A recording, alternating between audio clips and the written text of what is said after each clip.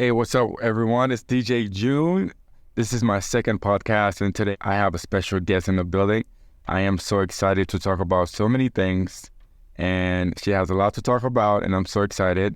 And before we start the podcast, I want to give a big shout out to Kiln for allowing me to use their podcast room. They have a beautiful building, office spaces, so if anyone want to come and work, so it's going to be a great place for you to come and explore and have your office and have your business. Putting that aside, I want to introduce my friend, my colleague. We work together. I've known her for a few years now, Mary Luce Cook.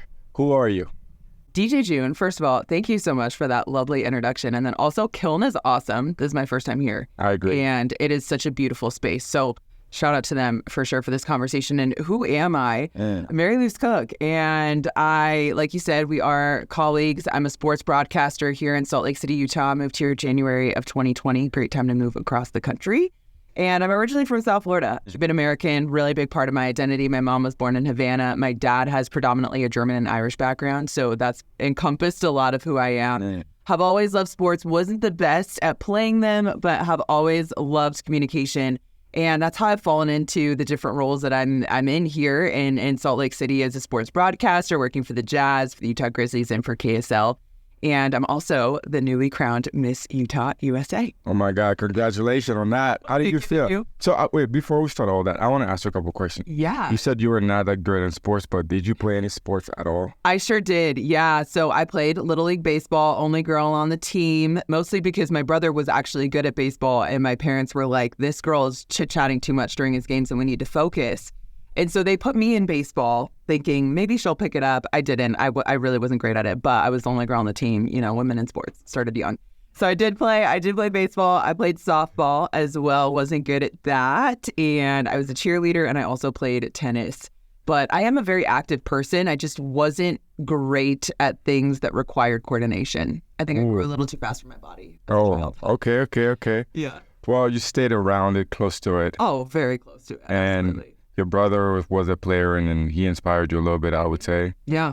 Totally. And anyone in your family played any sports? Yeah, I mentioned that I'm Cuban, and so just being Cuban, baseball is a really big part of our culture. So my brother's actually still playing baseball, and so, I mean, my whole life, my summers, we'd have triple headers where I was going to just baseball games from morning to night, and so just really was always around baseball. My dad played every single sport growing up, too, so just the dinners around, there are conversations around the dinner table at my household were always just about sports. And so my family just loves sports. And so for me, it was just always a really big part of my life. Of your life, of your identity, and of your culture. Also. Exactly, yeah. Okay, interesting. Yeah.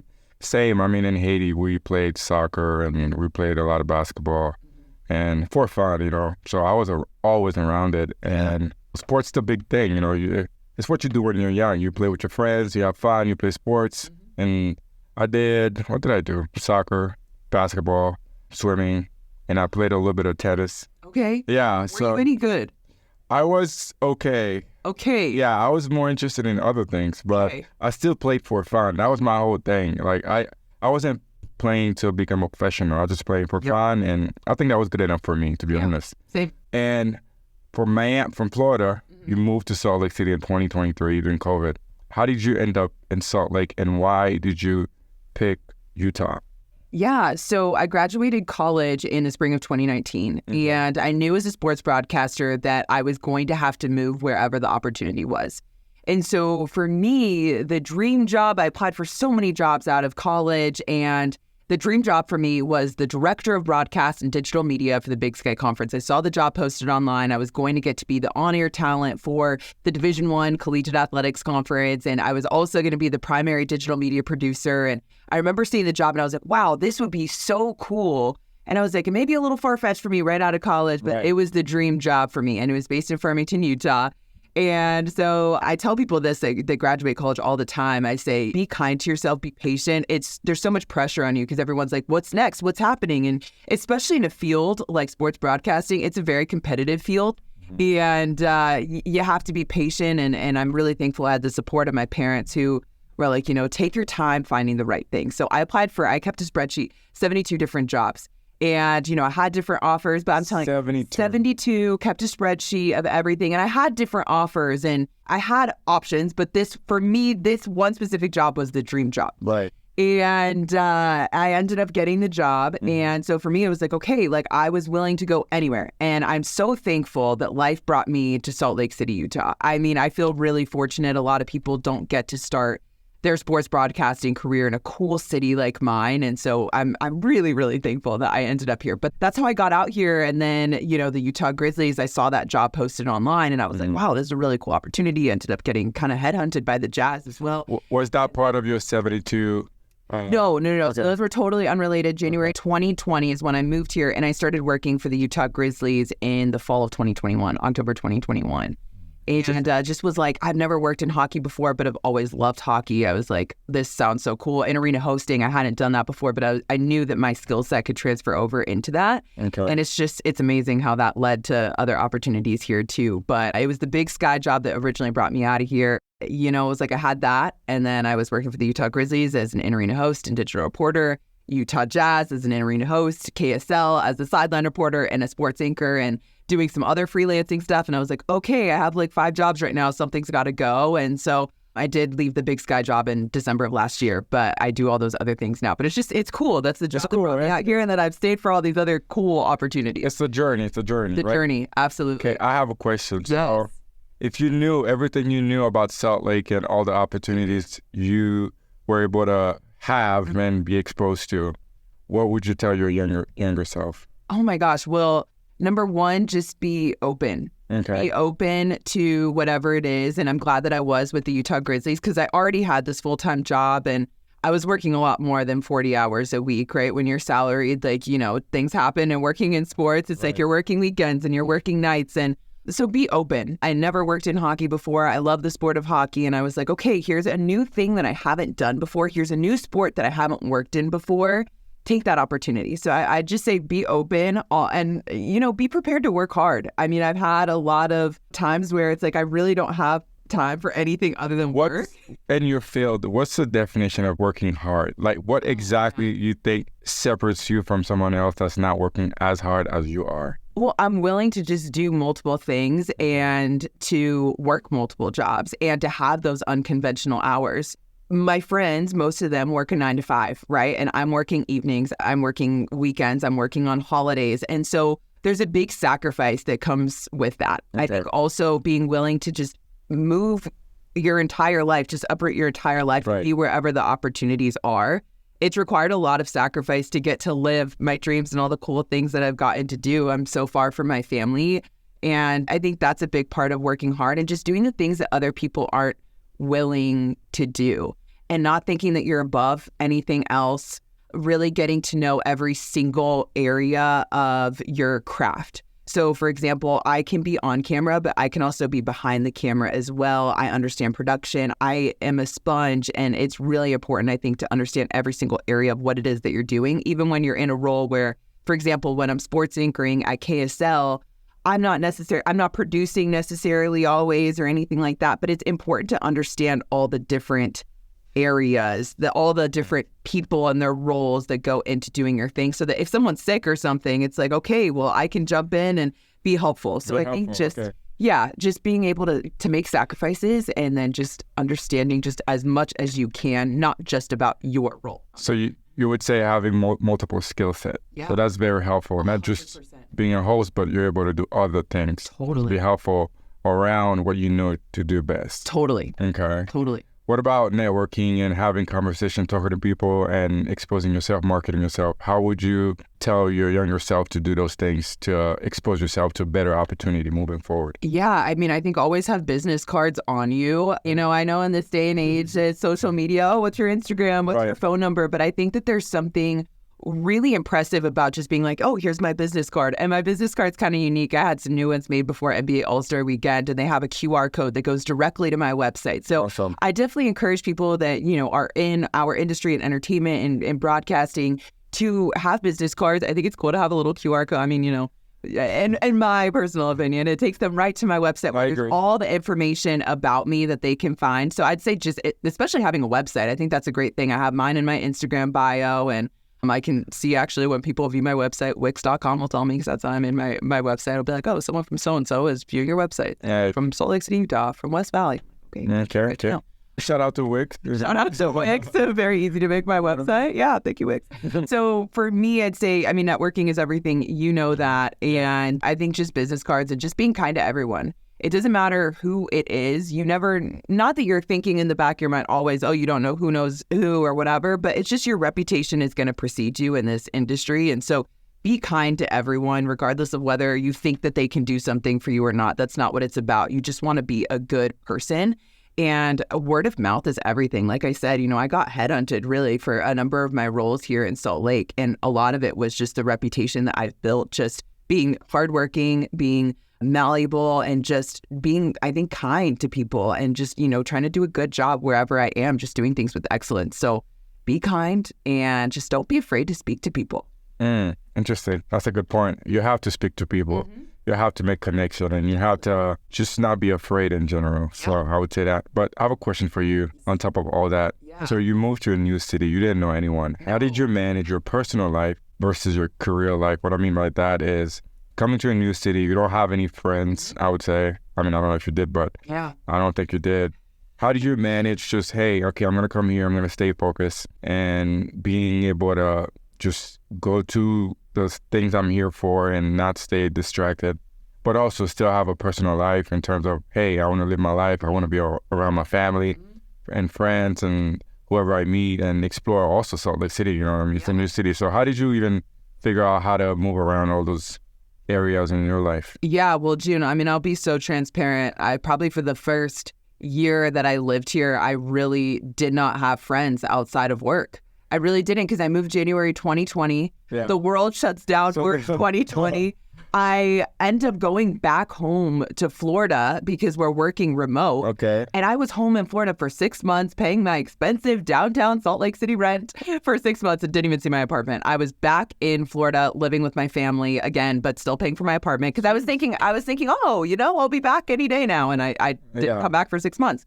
And so for that first chunk that I started working here and I was living here, I really didn't have friends. And so for me, and this is the advice I always give to people who are moving to a new city, I say, if you're into fitness, find a gym. I go to a really cool boutique gym, Rebel House, and they used to have a location downtown. I would walk to the gym, and there were people from my building that would also walk there. And so walking there, I'd be like, oh, I recognize you from boxing class.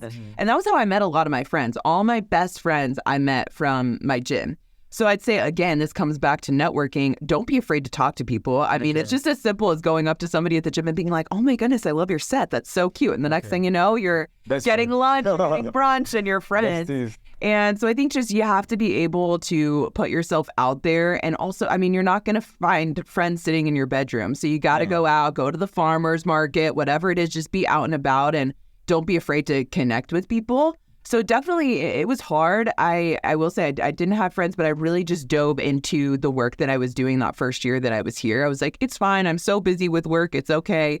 I just really leaned into that. But I think also with all the new jobs that I was picking up by the fall of 2021, I was meeting new people through that as well. Okay. And that was really great for me. So I think just getting yourself out into as many environments as you can. Okay. And just, again, the gym, fitness is huge for me. These are people that I'm meeting that are like-minded. So just getting in spaces where you know that people are probably going to be living the same type of lifestyle as you is pretty key.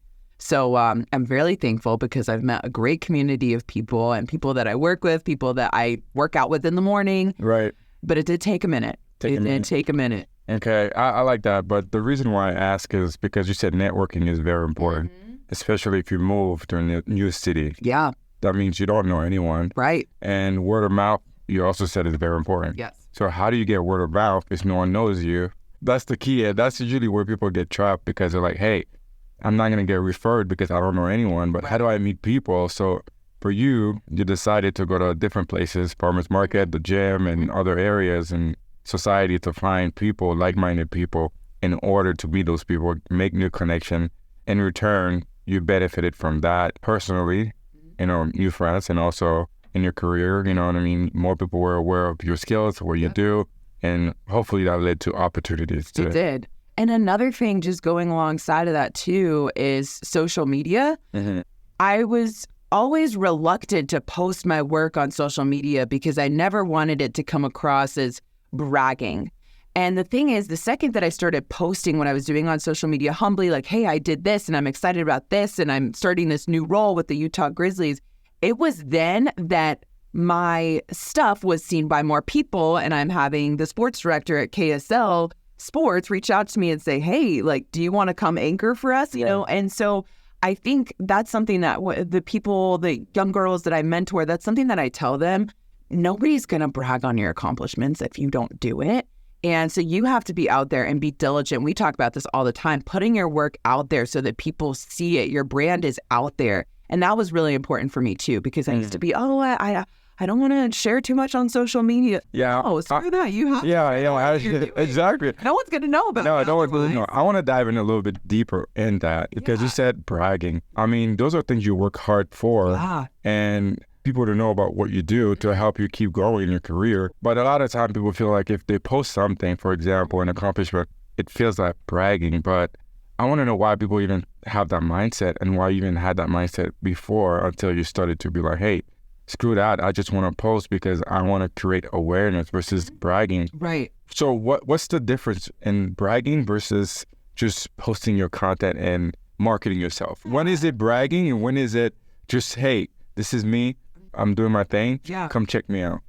That's a really good question. I know myself, and I know that I'm not an arrogant person, but I know that I'm hardworking and I'm really proud of the work that I've done. And so if I do something that I'm proud of, I want to share it. I want people to see it. And, you know, like we're talking about, who knows what else could come of that. And so I think it's just an internal thing. If somebody perceives me posting that I'm really proud that I did the starting lineups in Spanish for the Utah Jazz, the Utah Grizzlies, and they perceive that as being arrogant, I think that's on them. That's a reflection of them, not of me. And so for me, I think that's just an internal thing that I've had to come to terms with. The way that I was raised is that, you know, you should be humble. You don't brag. And my parents, you know, they're the most supportive people in the world, and I don't think they perceive anything that I do as bragging or whatever. But just growing up, that was very much the mentality. Just having to adopt the mindset that, hey, no, I know that I'm not bragging. I know I'm not being arrogant.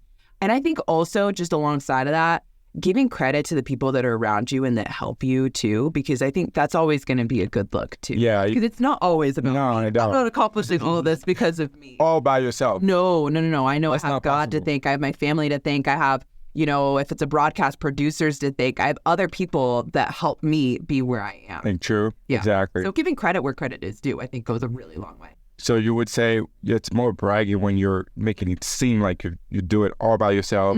You're the man or the woman and you're able to accomplish so many things. Look at me. Right. I'm the one, and not even acknowledging, you know, the help you got. Right. And also being grateful. I think it's also a big thing. A lot of time if it's bragging, it might feel like, hey, I'm the ish right now and it doesn't matter. I don't care. But in reality, we all have to be grateful, right? Totally. And also, I would say to add to that conversation, sometimes people have imposter syndrome. Yes. So would that also be a reason why they feel like they can't post things because like, oh, I don't want to post something because I just started this. I'm not even there yet, but you know what I mean? So that there's a conflict of should I post it or should I not post it? So it's interesting that you bring that up because I remember when I got this Big Sky job, you know, I talked about the 72 jobs that I applied for and this being the one that I thought I was least likely to get. And I get it. And I remember when I was packing up my stuff in Florida and like I had like 2 weeks to pack up my whole life and get out here. 2 weeks. Maybe even less than that. And it was during the holidays too. I was January 2nd. I was on a plane over here. And I remember being up at night with anxiety, like, am I good enough for this? Am I deserving of this? Like, have I done enough? Am I a fraud? Did I trick them into thinking that I'm good enough for this job? And no, none of that was true. It was that imposter syndrome that you're talking about. Right. And this is something that, like I said, I'm really passionate about mentorship. And I talk to a lot of girls and just people who want to be in sports broadcasting in general about imposter syndrome because it's something that I totally struggled with. And you struggled 100%. Okay. 100%. And I've gotten to a place now, humbly, where I can be like, no, Mary Luce, you've worked hard. You're good at what you do. You deserve to be where you are. And so imposter syndrome 100% I think can fall in line with that oh, I can't post this on social media because I feel like I shouldn't be here in this space. And so, yeah, I think it's a really good point that you bring up. And I think also just as I've gotten older and I've matured and I've just felt really secure in myself and I've done work that I'm proud of, not that I never struggle with imposter syndrome, but for the most part, I'm like, no, I deserve to be here. I have put in the work to be here. I've paid my dues. I'm continuing to pay my dues. Right. And yeah, I think definitely the imposter syndrome conversation is significant here. But, I think it's like, how do you get over imposter syndrome? Yeah, like, have you ever dealt with imposter syndrome? To be honest, I think in the beginning, yes. Because I wasn't sure what to do, because there's the reality and there's what you have in your head. So those are two different things. Right. And also matching your skills with the actual work, because I could be good at home, playing music, DJing, and all my friends are cheering me up. Yeah, you're good, so good, until you go to a real life event. You're like, oh, wow, this is different. Now I have to deal with so many other things I was not exposed to. And you start asking questions and questioning yourself. Like, am I really good for this thing? But in general, I don't think I have imposter syndrome, because I think I do put a lot of work. Also, humbly understanding the concept of deserving. Because a lot of people say, I work hard and I deserve this. Yeah. But do you ever question yourself, what exactly do you deserve based on the work you've put in? Because sometimes we put some work, but we want more than what we put in. Right. And sometimes we have to be more realistic. Like, okay, I put this amount of work.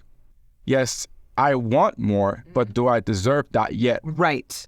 So that's a really great segment I want to go into, because it doesn't matter the amount of work we put in.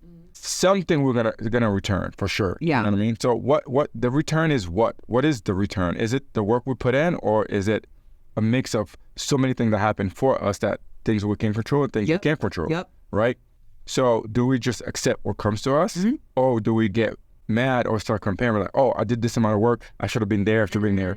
That's usually what happens sometimes, because you start looking around like, okay, I did this amount of work, I should have been here, I did this amount, I should have been here. But for me, that's why I always say, even on my post, I always say the journey continues, because it's my own journey. And the work that I put in and the work that I can control will yield something. Yes. What is that thing? I have no idea yet until it's there. And if I'm, for example, posting about something or celebrating something right now, it's because of work I did in the past, not my current work. Right. So to me, that helps me to understand, what do I need to do moving forward to deserve, quote, the best thing in life. Yeah. So what are your thoughts about deserving and the work you put in versus what you actually, that comes to you, like the deserving part? Like, what are your thoughts about that? Well, it's that whole concept of paying your dues that I was talking about, because I said, I've paid my dues, I deserve to be here, and I'm continuing. So it's like paying rent. You got to... Yeah, I'm still paying my dues, and it's not going to stop. It's never going to stop. I know the way that I'm wired. I'm always going to be paying my dues, because the thing is, I have really big goals for where I want to be. I haven't accomplished everything that I want to accomplish. So of course I need to continue putting in the work so that I can feel deserving of the next thing. Now, when it comes to being deserving, I think you mentioned there are the things that you can control, the things that you can't control. One of my favorite things that coaches say, because coaches all have their coachisms and players say it too, athletes, control the controllables, right? So it's right now, what am I controlling in terms of my work ethic and what it is that I'm doing to prepare for the next thing? How am I paying my dues, right? There are just some things in life that you can't control. If a position opens up for that dream job that you want, someone could be in that position for 10 years or something. I might be paying my dues for 10 years thinking of this one job that I want. What if it never opens up? You know what I mean? So there are just some things that you can control, that you can't control. Sure. But I think having an idea, maybe a general idea of that next thing that it is that you want, and what are the things that someone who is there, what would they have done to get there?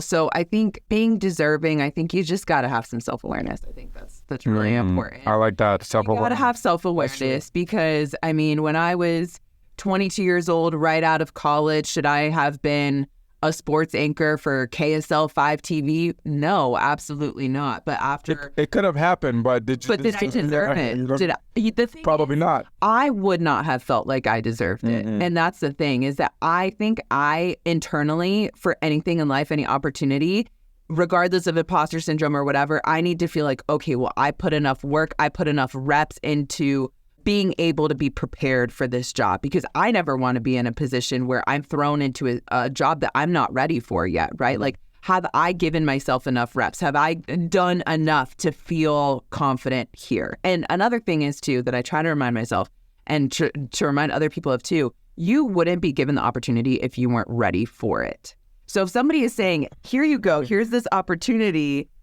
I'm going to say you're probably deserving of that opportunity, because I don't think God would be opening up that door for you if you weren't deserving of it and if you weren't ready for it. Because there's a difference between being humble and being like, I can't do this, I'm not good enough for this, and someone else seeing, hey, no, I've seen that you're ready for this here, you know?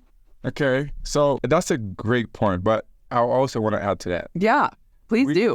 We have to put ourselves outside of our comfort zone. Yes. And sometimes we're not going to be ready. Right. So where do we stand? Like, we have to push ourselves constantly outside of our comfort zone. Yeah. And sometimes we're thrown into things that we're not 100% ready. Right. But we have some foundation. Yes. For sure. Yes. And that's very helpful. Yes. You're not blinded to a situation completely, but you will learn on the job or over time, right?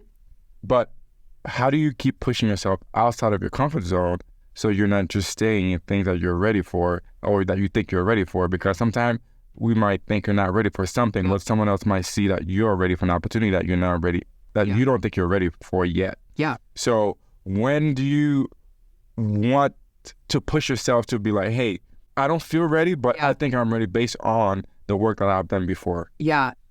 I love this question. And there's a quote that's coming to my mind immediately that I come to all the time. Jump and the net will follow. Okay. Jump and the net will follow, because it's okay to do things scared. And if you feel nervous, if you feel butterflies, that's probably because you care about it. And this applies to my career in sports broadcasting. This applies to pageants. I had felt butterflies about a lot of things that I have done this year. And then that's how you ended up in Utah, because because I was terrified. Exactly. You literally jumped on the plane. Exactly. I jumped on the plane, and the net followed, and the net caught me, and Salt Lake City has been so good to me. But that's so true.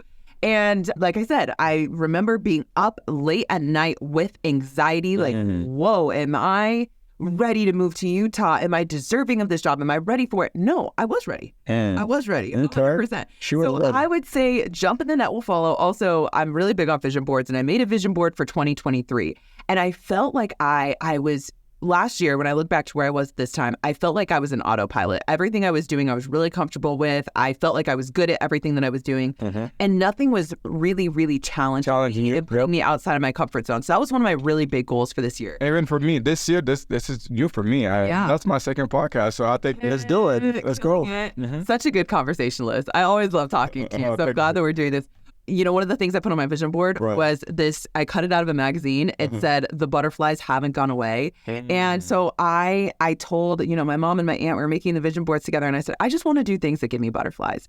And so there have been a number of things that I've done in this past year that I've not felt ready for. I give the example of doing some broadcasting stuff in Spanish. Like, yes, I'm Cuban American. I'm so proud of my culture, but Spanish is not the language that I'm using in my everyday life. I did the starting lineups for the Salt Lake Bees. I did the starting lineups for the Jazz, and I did the starting lineups for the Utah Grizzlies in Spanish. And so it started with the Bees, and then I think maybe the Jazz saw that, and they were like, okay, well, we're going to use her for this too. And then the Grizzlies, back-to-back nights of lineups in Spanish. And it was so scary. I had butterflies. And then in the moment, as I'm doing this, I'm like, this is exhilarating. Right. So there's something. This is the moment. Oh my gosh, it was amazing. I wish I could go back and do it over and over. There's something significant about having those butterflies and being scared and doing it anyway. And in the moment, you're trusting yourself and all of the preparation, all of the hard work, everything that has prepared you for this moment. You're doing well. You can feel proud of yourself. That's the feeling you get out there, and you feel proud. You know what I mean? It's not happiness. It's not anything else. It's just you're just proud of yourself. Because guess what? You put yourself outside of your comfort zone totally, and just started doing something that you don't do on your day-to-day. So that, to me, I think this is where like the magic happens, because you're willing to do it. And that opened other opportunities, and who knows what else is there. And then the last part I'm going to make about deserve, I think sometimes we have no direction. Like you said, you have a vision board, right? Some people think they deserve something, but they never actually thought about that thing for sure until they saw it somewhere else. But was this the thing that you actually deserve? You know what I mean? Yeah. So that's why it's important to know where you want to go, who you want to be, and what you want to attract to you versus just, hey, I deserve success. What does that mean? That doesn't mean anything if you don't have direction. And a lot of times that's where people get disappointed. They put a lot of work towards what? Right. You have to have direction. That's the key. You put a lot of work towards what? And you're moving forward, but slowly because you're not focused on a target. Totally. And not only just having direction, but having a why. Having a reason behind. Yes, sir. There has to be a reason behind why you want to get there. Okay. For me, I've mentioned that I'm Cuban American. My family immigrated to Florida, to South Florida from Cuba in 1970. My grandmother, Luz Maria, my grandfather, Humberto, brought my mom, my little mom over when she was 7, Maria, and my aunt, Anna, when they were 7 and 12. And they, they worked so hard. The legacy that my grandparents left, when people say, oh, your abuelito and your abuelita, they were the hardest working people that I knew. And when I go back and I visit my family in Cuba, I have over 100 family members there. My mom has cousins and aunts and uncles, and I see the conditions that they're living in, and I see the lack of opportunity there. And I'm like, this is why I'm here. This is why Luz Maria and Humberto uprooted their family to bring them here. So when I'm like, oh, am I doing the right thing? Am I on the right path? Why am I doing this? When I reconnect to my purpose, I'm like, to make them proud, to make the sacrifices of my family worth it. I think that's a big reason. And we've talked about this, you and I. True. I think that's a big reason that when I have this direction and I have this vision of where it is that I want to go, I'm relentless and I'm not going to give up because I have that why that is so much bigger than myself. It is so much bigger than myself. That's a very important thing to bring up because you got to have a why. You can't just do things because time is very limited. Life goes by so fast. Totally. So if you're just doing something for no why, no reason, and you're going to get lost at some point. And I think that's going to bring a lot of issues moving forward. Totally. So, because I like where you said you have a why, but sometimes we know things go up, things go down. Yeah. And we have to deal with those emotions and also those moments. How do you deal with moments where you feel like things are not moving for you, or you feel stressed, or you feel stuck? How do you manage those moments? Do you rely on your why, or do you do the work regardless? And hopefully, because as we know, we don't stay down forever. We're not always up forever. We're just trying to move along the way and keep getting better over time. So how do you deal with those situations? Definitely I do rely on my why, but I'm really big on mental health. And so I kind of like to think I have this mental health toolbox is what I like to call it. So I'm really big on fitness, right? And making sure that if I ever feel like I'm stuck, that I am doing all the things that I should be doing every day, right? Like I'm eating well, I'm exercise, I'm moving my body, I'm journaling, I'm practicing gratitude, I'm reading my Bible. Like I check in with myself. Am I doing all of those things that I know I should be doing? And gratitude for me is huge because if I feel like I'm stuck, okay, well, am I not showing enough gratitude for the things that I already have and that I'm already doing? Because I do think that when you are grateful for things, I think more abundance just comes your way, more opportunities come your way when you're just vibrating at a higher frequency. Like things can't help but come to you. So I always have to check myself. Yes, I come back to my why, but all of those other things too. I like to really say, okay, am I doing all of these things? Also, coming back to the butterflies and stuff, I like to put myself just outside of my comfort zone a little bit. So maybe who can I reach out to that I've never spoken to before? Who can I grab coffee with that I know that I'd like to get to know better? So if I'm feeling stuck, like how can I switch things up, get out of a rut a little bit? Yep. So I think just, instead, because it's easy to be an autopilot and okay, I'm doing this today, the same thing over and over and over again. But I think switching things up can be really beneficial when you're feeling like you're in a bit of a rut. That's very helpful. I think that's going to help a lot of people because, especially for us, our career is a little different, and sometimes we don't have a blueprint. You don't know exactly what to do next, and you don't know what's the next step. Tomorrow, I don't know what's going on tomorrow. You know what I mean? But having those pillars in place to help you mentally, physically, gratitude, your family, your support system, your why, and all those things, like gives you enough tool, like you said, your toolbox, to be able to recover from those situations and, move forward. That's very great. For me, I would say what I do is I also ask myself, how can I help someone else? Because sometimes we think we're the only one with problems in general, but in reality, everyone is dealing with something. Yeah. So sometimes when you just hear about someone else's problem, you start realizing, damn, my problem is still a problem, but it's not, it could have been worse. Right. So how can I help someone else? And feeling that fulfillment helps a lot, because helping someone else helps you also. Yeah. Because now you're not just thinking about yourself, you're thinking about other people, even though you're dealing with something. Sometimes we can't help people when we're dealing with something, but if we can find the energy, I think it's very helpful, because sometimes a simple conversation can go a long way, right? An email, grabbing coffee with someone, or just checking on someone, hey, how you doing? I was just thinking about you. Or how can I help you with something, you know? Like for me, every Sunday I do mentorship classes and I teach entrepreneurship to different people. And to me, that brings me a lot of fulfillment. Yeah. And I wake up every Sunday, even if I work the night before, knowing that I want to do those things, and it helped me a lot. And sometimes when I have a week where I feel like, oh my gosh, things were tough, whatever, it gives me energy and fuel to keep moving forward, because I feel like it's the mission. It's why. It's bigger than me. Yeah. And when you realize that, and also, like you said, you're an immigrant, I'm an immigrant from Haiti, whatever, we have a duty to everyone that worked so hard for us to be here today, right? Yeah. So for me, certain things, I don't even give it too much energy. I recognize it. I'm aware of it. Yep.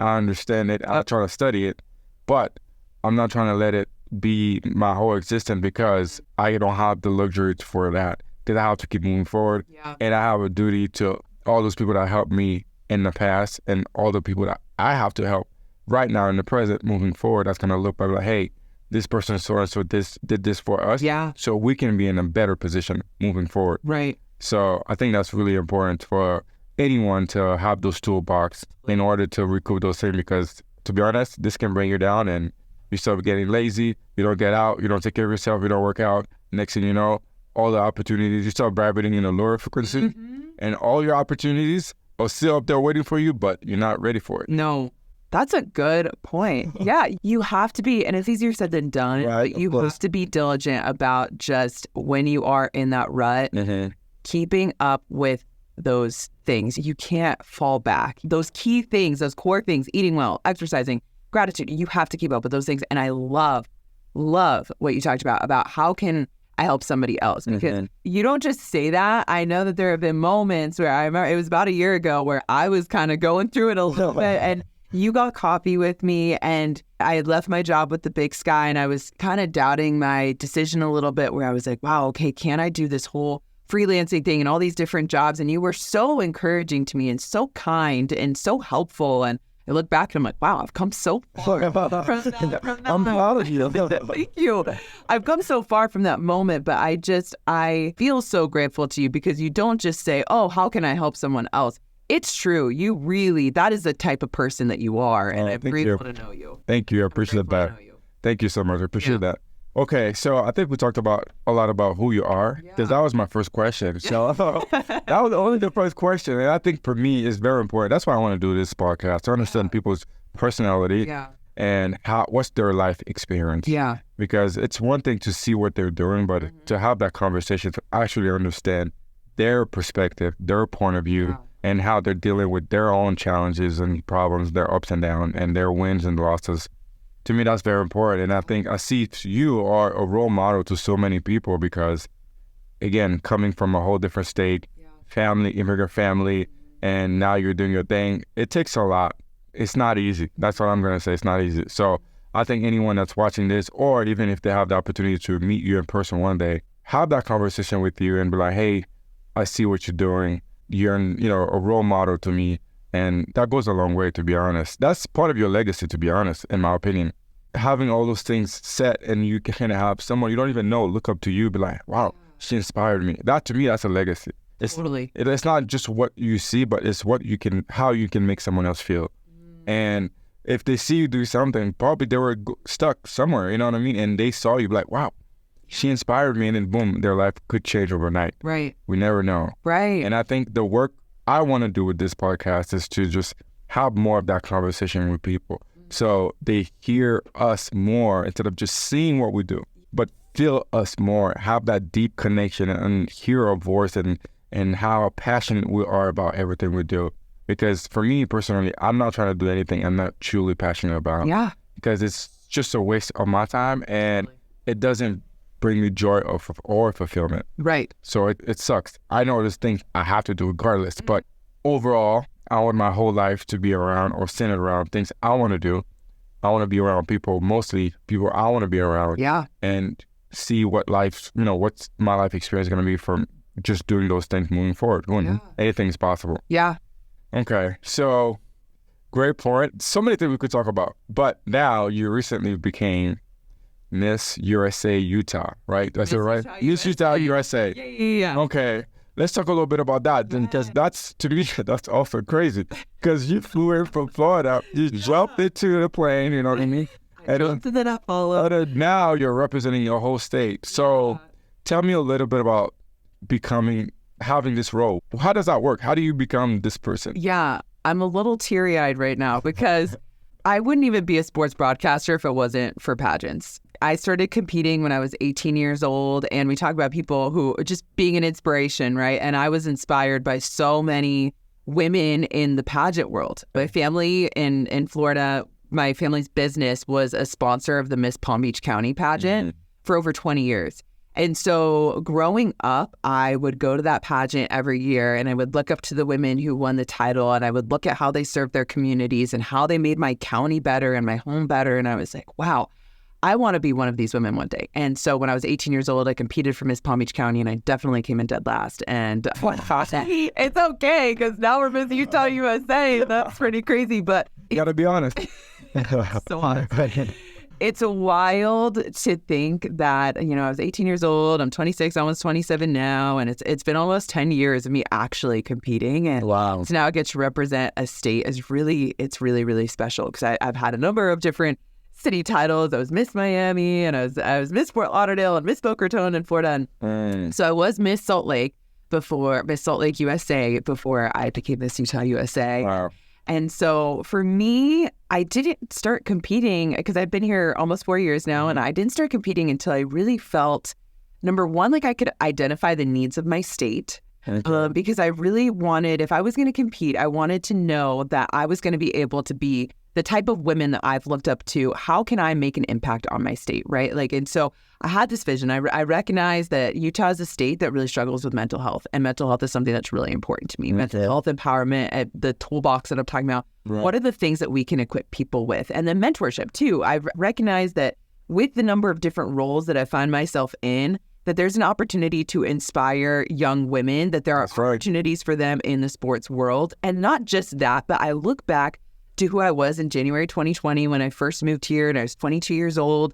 And, I'd been competing in pageants for years leading up to moving here, but I didn't want to tell people, because I worked in the sports world and I'm in this male-dominated field, and I wanted to be taken seriously. And I was afraid that if I talked about my pageant background, that I wouldn't be taken seriously, because I like dresses and I like pageants, right? This is a big part of my identity. Mm-hmm. And I've gotten to this place where I'm so secure in who I am as a sports broadcaster and being knowledgeable about what I do in my work. And I also know that there's this part of me that I'm just I love pageants, and I love the opportunities that they present for women, and I love that they're catalysts for growth, and I love the process of preparing for a pageant personally. I love all of that, and I can be both. Right. I can be a sports broadcaster, I can be in this male-dominated field, and I can also do pageants, and so I've really leaned into both. So for me, really, I wanted to make sure that I recognized what my state needed and that I would be prepared to jump into that. So I competed. Now I'm Miss Utah USA, and I'm so excited to represent this state and really just make a significant impact. So mental health really is one of my biggest initiatives. Okay. Just what are the things that we can equip Utahns with in the state of Utah to make sure that we're really operating at our best, and that we can be our best personally and also just be our best to those around us, right? So that's a big thing for me. And then again, like I talked about, that mentorship piece. So I've really come to this place where I compare 18-year-old self who, when I was interviewing with judges, I'm telling them what I thought that they wanted to hear, and well, okay, what's the perfect answer? And now I really feel so confident in myself and so sure of myself and so leaned into this side of me and that side of me. And I can be both, and sports don't take away from pageants or vice versa. And I'm excited. I love this state so much. It's where I've become a woman. And so I'm just excited to. That's big. Yeah, it really is. It really is. I was a kid when I moved here. Yeah, I was a kid. I never lived outside of Florida. So I'm thankful. You blossomed in Utah. Yes. Oh my goodness. Yes. That's amazing. Yeah. That's amazing. Yeah. I mean, Utah, it's proud to have you, and you're doing a lot of great work in the community and the city. And like I said, just looking at what you're doing and your personality, period, not just what you're doing. You're a very inspiring, a great person. So I think you are a great person for this role. And if, we can help, I can help personally in any way when you have projects in the community. I don't know what exactly the schedule is. Oh, be careful what you say here. I will take you out on that, DJ Joune. I mean, I'll try to do my best. So that's what I can say. But overall, I think that's very amazing. I got to be a part of your crown ceremony. Yes. So that was cool to see. I mean, to me, that's a different world. I just like to support people, and especially in their moment, because I think that's very important to me. So that's the next thing I want to say to anyone. You have your own career and you have your own journey and path, but there's people around you that you should also support and be there for them in their moment. And they're going to remember that for a long time, because sometimes we are celebrating a special moment, but we don't have the right people that we actually wanted to have around us. Sometimes it could have been a family. Yeah. A lot of the time for me, a lot of great things happen for me, but my family's not around. So I am celebrating this moment with a friend or a colleague or someone I really care about. Yeah. So I think it means a lot, because they showed up for me and I'm showing up for them when they actually need me. Even though we're doing completely different things, we can find different ways to show up for each other's life and care for each other and, build a community like that. Because we can't be selfish. No. It's not going to happen. And I'm so thankful that you were part of my crowning ceremony, because that's not something I'm going to forget. Like it was a big thing for me. It was a moment. It was a moment. My family was here from Florida, so I'm thankful that my family got to be here. But the friends that were there, I will never forget that. So I'm so thankful. So that was an unforgettable experience and memory. Yep. So for me, I think those moments, they mean a lot, and they could be a turning point into your career, because that's usually when you look back, oh shoot, I did this thing, and now look at where I'm at today. Yep. So the last thing I wanted to say about that is, you said you were competing for 10 years. So the lesson is, what is the lesson in that? Nothing happens overnight. No, nothing happens overnight. That's what I heard. I'm like, 10 years, okay, cool. Nothing happens overnight. No. And to tie it back to what we talked about before, about deserving, you deserve to be Miss Utah USA, but not when you got here. No. See what I'm talking about? Exactly. What did I know about the state of Utah? Exactly. Prior to being here. I mean, I got to and that's what I said. I did not feel like I was ready and deserving to compete for that title until this past year. I didn't feel tied enough to the community, or I didn't have the capacity. No, I felt tied to the community, I would say, for a while now, but I didn't have the capacity to be a good Miss Utah USA. Right. I was too busy. Exactly. And this was a year where I was like, no, I can do this. I can make the time. I will make this a priority. And I'm very thankful that it worked out. And here I am. And then I get to serve this state. And like you said, nothing happens overnight. Like, and I always tell people about the 72 jobs that I applied for out of college too, because it's like 72. You have to be persistent. Yeah. Closed doors doesn't always mean that this isn't for you. It may mean it's not for you right now. You might have to go through the window. You might have to go through the window or a different house. And there's this quote Michael Jordan said. I know a little controversial in Utah, but it's a quote that I love, so I have to say it. He talks about how he was trusted to make the game-winning shot however many times, and he missed. And he talks about basically all these failures. He gives all the numbers. I don't remember the numbers off the top of my head. But basically he says, I failed over and over again, and that is why I succeed. And that, to me, has been, I feel in so many ways, the theme of my life, because people can look at the things that I've done on paper and be like, wow, oh my goodness, she's accomplished so much at 26 years old. And what you don't see is the failure and the failure and the failure and the failure, and me not looking at it as failure, me being like, okay, how is stepping strong? What can I learn from this? How is this building my character? But yeah, nothing happens overnight. Nothing happens overnight. And I think that makes it better, right? Doesn't that make it better? Because if something was handed to you today, it wouldn't mean as much. But it means so much because of the 10 years of no. And then here we are. And that's when you're proud of yourself because you know you actually deserve it. Yes. Oh, look at how that came full circle. Oh, that was so good. Oh my God. It's almost like you planned that or something. I mean, you already know how I work. The man is always 5 steps ahead. So, okay, so let's tie it all back together, you know what I mean? So I think we're heading towards the end of the podcast right now. Just want to give a quick shout out to Killen one more time because we're recording this. This is a nice podcast room, beautiful space. So I'm very grateful for Killen right now. I mean, your story is amazing. You give a lot of great information, insight, and also inspiring stories. I think a lot of people can learn from you and definitely use it to their advantage if they're smart. If they're smart, I mean, sometimes we might. Yeah, listen up. She has a lot to say. But to conclude this podcast, if you want to say anything to anyone out there, what would you tell them? Not specifically in your field, but in general, from your life experience and also from wanting something in life in general. Like, what would you tell them and which direction would you be like, hey, I think if you think like this, it might be helpful. Like, you don't tell them this is what exactly they should do, but just give them like a mentor. Just give them something they can work with. Yep. Why not me? Why not you? You know, for example, Miss Utah USA, my mindset very much was, why not me for this? Wow. And I'm really thankful to my mom because my mom has this huge mindset that she's told me since I was a little girl, anything that I want to be, anything that I want to do, I can accomplish and I can be. And of course, you have to put that hard work in. But why not me? Why not you? So whatever dream it is that you have, does not matter what it is. I don't care how outrageous it seems. Why not you? As long as you put in the work, why not you? Why not you? Why not you? There you go, folks. Why not you? Somebody's got to do it. Somebody got to do it. So if you don't do it, I'll do it. If you don't do it, she can do it. Why not you? I think that's a great way to end this conversation. Why not you? I think we have so much to talk about, but I think we're going to have to do a part 2 because...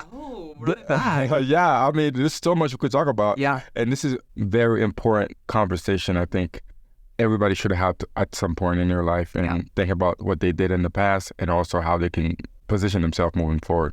Because sometimes we get caught up into the whole going, but we don't take time to smell the roses and be proud of ourselves for a little bit and be like, wow, I actually came to Utah 4 years ago and now look how I'm moving. You know what I mean? There's ups and downs, but I'm here, I'm smiling, I'm feeling great.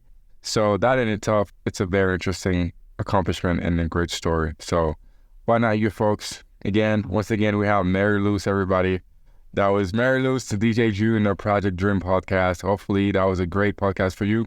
So if you like what we talked about, make sure you subscribe to all my channels, to all her channels also. Can you let people know where they can find you?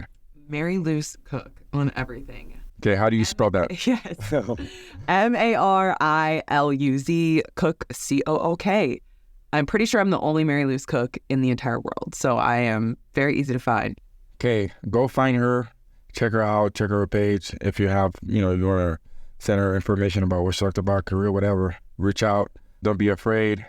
She's in your community. She's here to help. Again, make sure to subscribe and like and support this new venture of me because it's new for me too. And I'm very excited. This is cool. And you're crushing.